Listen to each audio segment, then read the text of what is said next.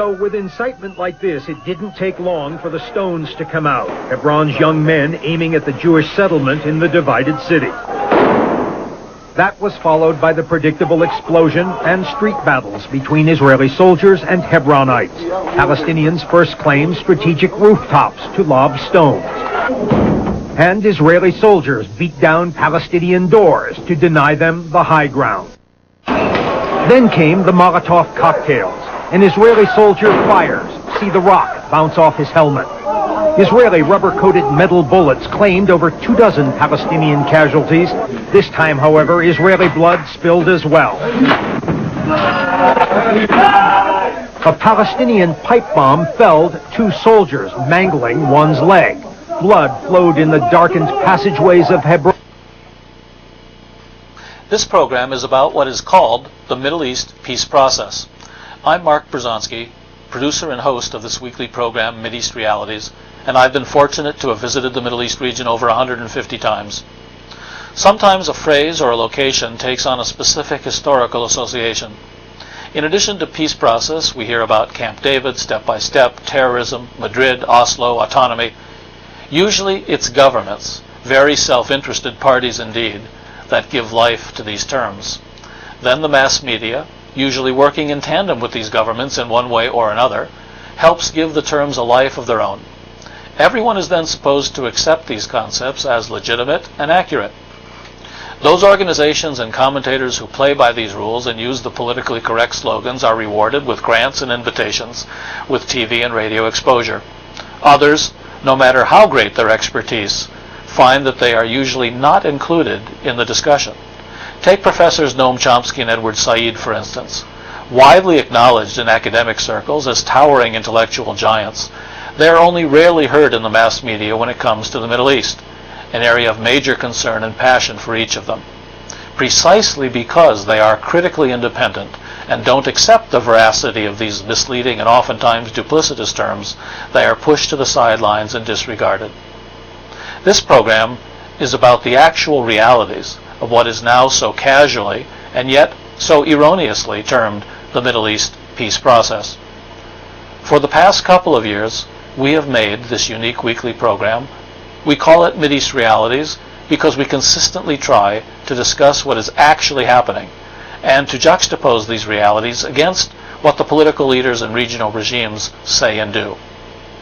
During the years we've produced this program, we've interviewed or featured many key Middle East experts, including Chomsky and Said.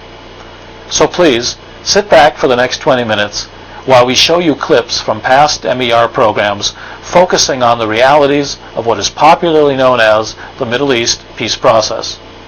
And if many of these things you're about to be exposed to don't sound familiar but are of interest, well, that's precisely why we feel the need for this program.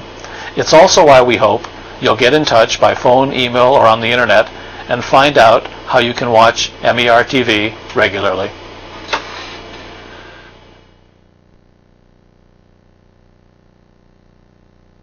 In the region here, issues are much more complex. One would be questioning whether we are really having a situation of peace. Yes, right. My final conclusion is that it's not a peace between the Palestinians and the Israelis. It is a diktat situation. There is no guarantee that it will ever achieve the self-determination of the Palestinians. The opposite is rather the most expected, and at this juncture one cannot talk of an agreement of peace that enjoys a consensus amongst Palestinians. The opposite is much closer to the truth. And if the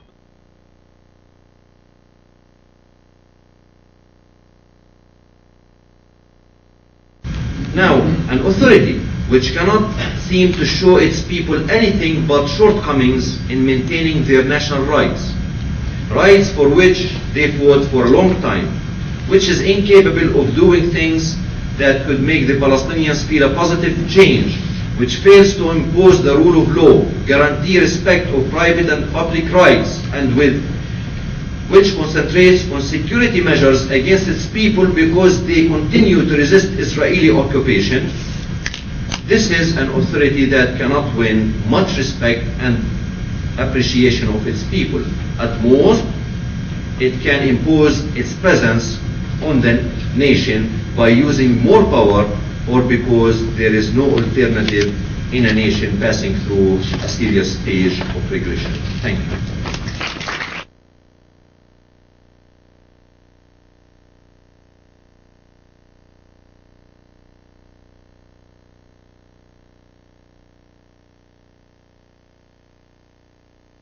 Law. We are not against the rule of law. In fact, we want the rule of law, but we want fairness and equality before the law. We want to feel that people have rights and they are dignified after so many years of brutality and oppression and humiliation at the hands of the Israelis. This is what people we are longing for, dignity, pride, and in fact, and sadly, Yasser Arafat and the Palestinian Authority has given only shame to the Palestinians.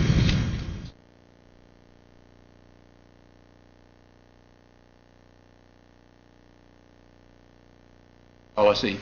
And since by definition the U.S. is pursuing the peace process, that is a definition incidentally, the peace process is by definition whatever the United States is doing managed to get the war. And the point of the war was in fact explained by George Bush while the missiles were falling. He said it's establishing a new world order, certainly for the Middle East, which is defined by four simple words: what we say goes, and which since 1971 the United States has flatly opposed and totally opposed and utterly prevented from proceeding. That's what's called the peace process. 25 years of refusal to allow any diplomatic process to proceed. I'll come back to that. But anyway, it's all over because it's all rescinded by the specific provisos of Oslo II. One can see the importance of not reporting it.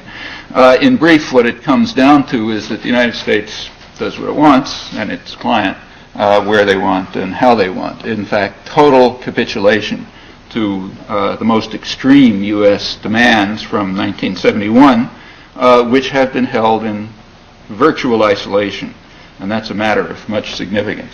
If you want a sort of an analogy to get a sense of what happened, it's kind of as if the state of New York, let's say, decided to withdraw its police forces from the slums in South Bronx and Buffalo and let them sort of run their own affairs, while keeping all of the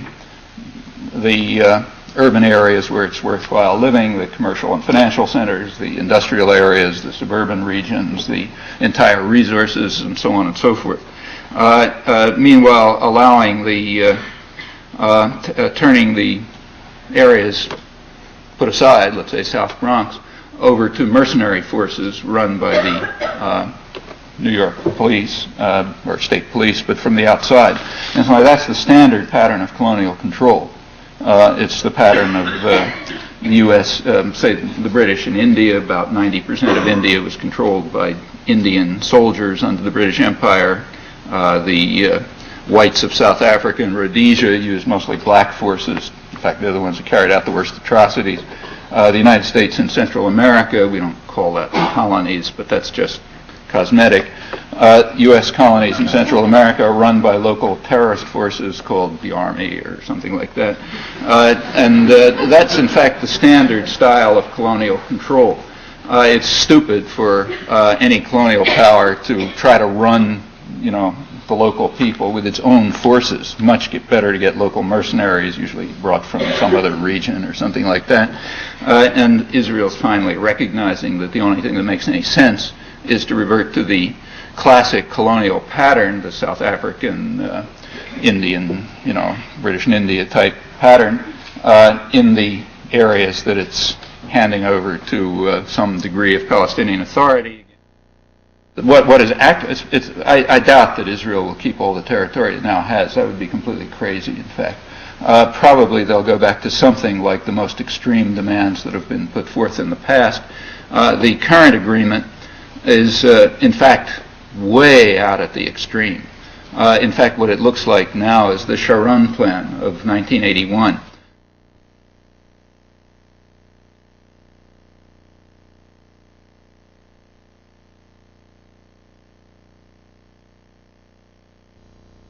question, how do we view the acts of resistance by Hamas and the Islamists?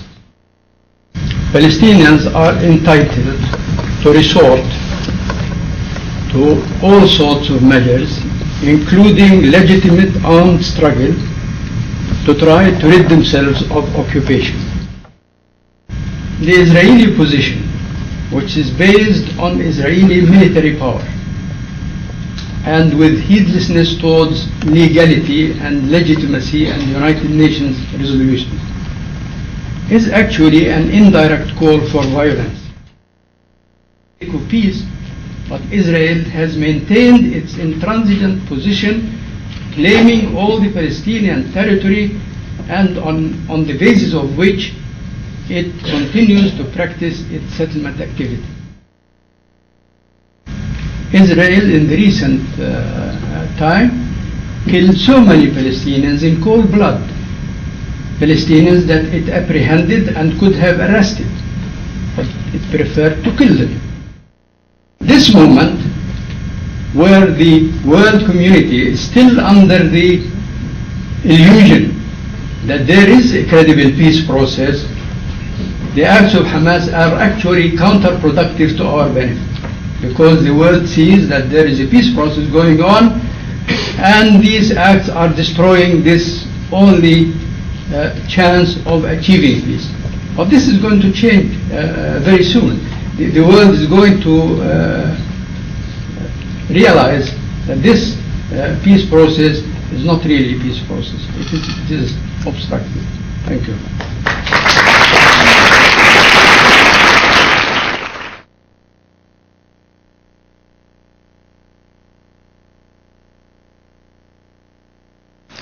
Now, how did he get to where he now is? The pathway began in Jerusalem, then part of the Palestine Mandate under British rule in 1935.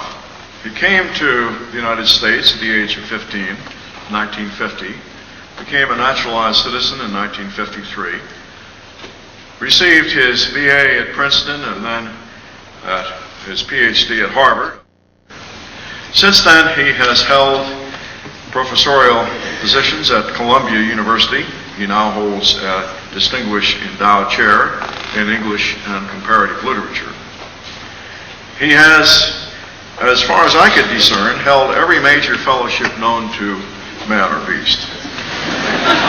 Center for Advanced Study in Behavioral Science, mind you, not cultural studies, at Stanford. The National Endowment for the Humanities, the Guggenheim Foundation, the Social Science Research Council, among others. He is a fellow of the American Academy of Arts and Sciences. He is the author of 13 books translated into 8 languages. And in addition to all of these things, he has been practicing for his performance tonight. Practicing in the form of 27 major endowed lectures that he has given, and lectures at well over 100 universities in the United States, Canada, the Arab world, United Kingdom, South Africa, and doubtless other places. Is, in my opinion, the peace agreement that was signed with the PLO. It was, I think, a Machiavellian document, a Machiavellian moment, seized by Peres and Rabin to they found a demoralized and isolated leadership, Palestinian leadership, got them to sign an agreement which was not studied by lawyers or even by people who knew English on the Palestinian side. And what is in place now, this so-called autonomy, is in effect a way of continuing the Israeli occupation of the West Bank and Gaza. In other words, asserting Israeli sovereignty over the whole of the land of historical Palestine, but doing it in a way that turns on the American media and says, oh, it's a great new moment of peace, it's the handshake between Rabin and Arafat, and not looking at the situation on the ground, which allows the Israeli army to remain redeployed, but remains nonetheless, and gives Israel the consent of the Palestinians to control the borders, to control sovereignty, to control the sea, to control the air, to control security, to control foreign affairs, and to do this all in the name of peace. want peace. But there are different kinds of pieces. There we come to the question of definition again. It's not just the clash of visions, but it's also how you define peace. And if you mean by peace, peace between equals, which is what I'm talking about. If you want to have a real peace between Israelis and Palestinians, it has to be between equals. It has to be between people who have the same rights as was achieved in South Africa, right? Rather than a peace, which is called a peace by the media, celebrated by Bill Clinton and others, but in fact promotes the continued subordination of the Palestinians and the denial of most of their rights. So I don't think the change has occurred in Israeli society, and I think that what we are watching is an extension of the policies of the last few years given a new twist. Debate, and my critique of the current peace process, as it's called, is that this is not a way of abating it. It's a way of simply deferring it for some length of time. But I think the problems will stay there. Because it's very difficult for Palestinians, for example, to accept the position forever of being second-class citizens. Of politicians like President Clinton, who goes to the Middle East and gives speeches only about terrorism and violence, completely ignoring the fact that hundreds of thousands of millions of people are undergoing violence, injustice, poverty, suffering that provokes people.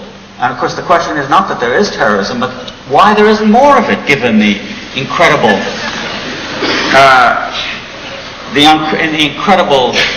inequalities that exist there, and so on.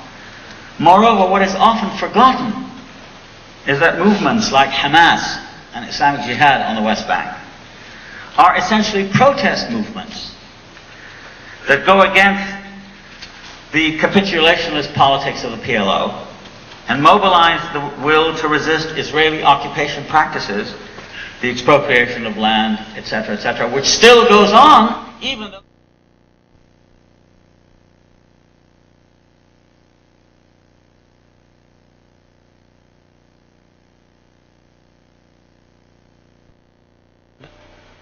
Let's talk about the peace process itself.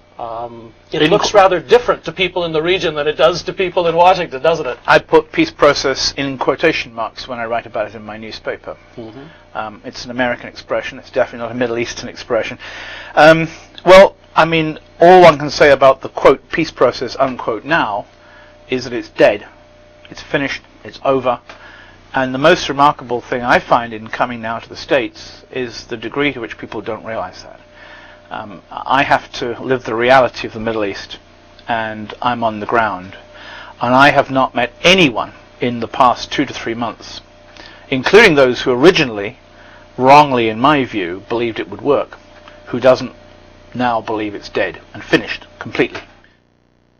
The phrase to domination process. What it's really about is American control of the region, isn't it?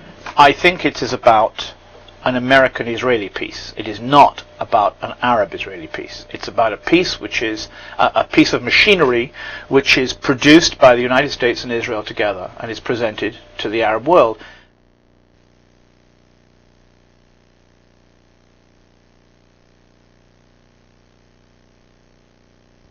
Resumed today, and the two sides must now figure out how to implement this deal. Joining us from Washington is Mark Bruzonsky, chair of the Jewish Committee on the Middle East. Thank you for being with us this morning. Good morning, and thank you for inviting me. Some people are calling this an unbelievable breakthrough, a major change in the way the Middle East is functioning now. Would you agree that that is so, or is it problematic? Well, you know, every time there's a diplomatic deal, it's always called a major breakthrough. That's what the politicians who make the deals feel they have to say. The Israelis are doing pretty much what they've said they would always do. The talk of giving up Gaza, the talk of autonomy, the talk of giving back some of the territories for local rule has been something the Israelis have talked about for a long time. The change that you're witnessing is that Yasser Arafat, pressured as he is, losing his grip as he has been, without financial resources, finding himself cornered and without anywhere to go, has agreed to things that heretofore the Palestinian movement has always said they would never agree to. Now, there's no doubt that there's a major shift in the road ahead, Whether it's going to lead to a stable and just peace, to be very frank, I'm quite skeptical.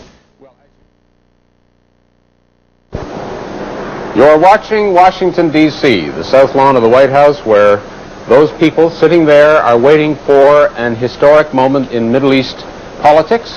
3,000 invited guests who are waiting for the arrival of the players in this momentous occasion in which the PLO and Israel agree to recognize one another, and a timetable is put in place for Palestinian autonomy in the Gaza Strip and West Bank. It's a big day in Washington, D.C. We're going to be assisted in our coverage this morning of this event by Mark Bruzonsky in Washington. It's an odd political marriage, and we've all been asked to come and witness the marriage of the oddest of the odd couples. On the other hand, the central issues of the conflict have been left unresolved. We don't know what's going to happen to Jerusalem, to settlements, to Palestinian refugees, to Palestinian statehood. It may well be a start. Many people are saying it is a start to real mutual recognition and Palestinian statehood. So far, what it is a defeated Palestinian leadership that was totally bankrupt, cornered, had nowhere to go, and instead of declaring defeat, they decided to accept what they always said they wouldn't accept, which is very limited autonomy, and declare it defeat. And that's why Yasser Arafat is here. He conceded, he cried uncle, he did what he had always been told he must do, and what he'd always said he wouldn't do. Having done it, he was told to come and sign the documents.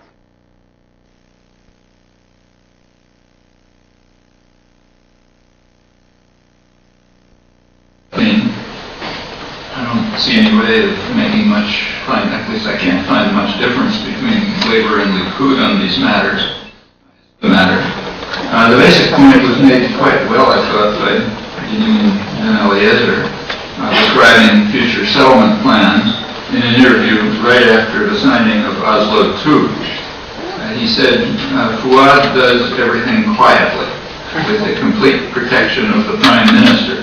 And he proceeded to spell out extensive development plans, including 2 circles of settlement around Greater Jerusalem.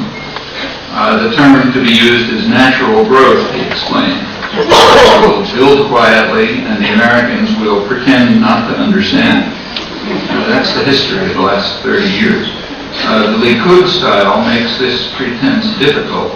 That's the main reason why the United States government and American intellectuals, particularly the ones toward the left and dovish end of the spectrum, have consistently preferred labor. That enables them to support the policies while maintaining their humanistic image. Likud doesn't give them that luxury. The nuisance. When South Africa instituted the Bantustan policy in the early 1960s, that was not called a peace process, although it merited the term every bit as much as what is happening here right now. The reason is that the United States did not support the establishment of the African homelands, whereas it is implementing a very similar program right here. So therefore this one is a peace process and that one wasn't. The term peace process is used conventionally to refer to whatever the world dominant power happens to be doing, often undermining peace and diplomacy, as the U.S. has been doing for years in the Arab-Israel conflict.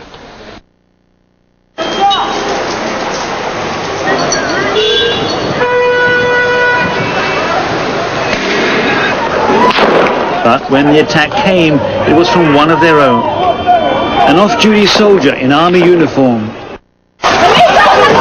The sudden violence underlined just how volatile Hebron is, an explosive mix of fundamentalist Jews and fundamentalist Arabs claiming the same land. Hebron is still the stumbling block. Scuffles today between Palestinians and settlers underline.